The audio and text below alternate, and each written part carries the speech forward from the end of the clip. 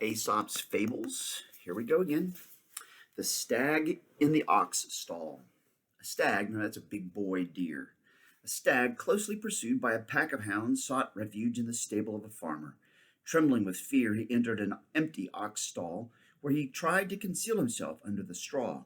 Only the stag's horns remained in sight, but the stable was dark, and when the hunters came along and asked whether anyone had seen the stable boys looked but could see nothing. The stag began to take courage because he had not been discovered and thought that with the coming of darkness he would be able to make his escape. "Don't be too sure," said one of the oxen in an adjoining stall.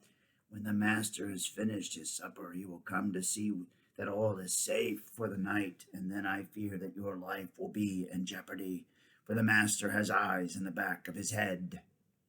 Even as he spoke, the farmer entered the stable. Pointing to the mount of straw, he called to the stable boys, "What are those two curious things sticking out of the straw?" And when the stable boys came, the stag was discovered and captured. There is no eye like the master's.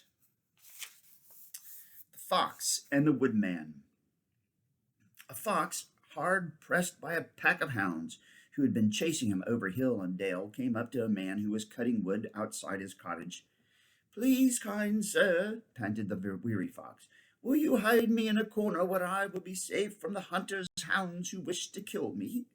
The man showed him his own hut, and the fox, creeping in, hid himself in the corner. Presently the hunters came up.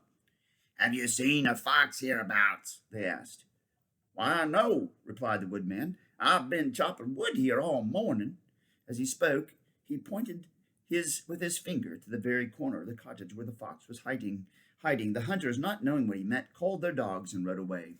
As soon as the danger was past, the fox sneaked out of his hiding place and would have departed without a word of thanks. "Just a moment there, friend fox," cried the woodman. Is this the way you take leave of your host without even a thank you for saving your life?"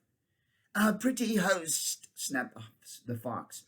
"If you had been as honest with your finger as you were with your tongue, then I would not have left your roof without bidding you farewell." There is as much malice in a wink as in a word. The lion and the other beasts go hunting. The lion preferred to hunt alone, but now and then he would invite other beasts to accompany him. Upon one such occasion, the hunters cornered and killed a fat stag. Taking a commanding position before the dead stag, the lion roared, "Beast, it is time to divide the spoils. I demand that it be quartered. The first quarter shall fall to me as king of the beasts, the second is mine as arbiter, a third quarter is due me for my part in the chase. Now as for the fourth part," and there the lion gave an ominous growl, "let him take it who dares." Many may share in the labors, but not in the spoils. Here's another lion story, the sick lion. The lion allowed word to get around that he was on his deathbed and wished all the animals of his kingdom to come to his cave to hear his last will and testament.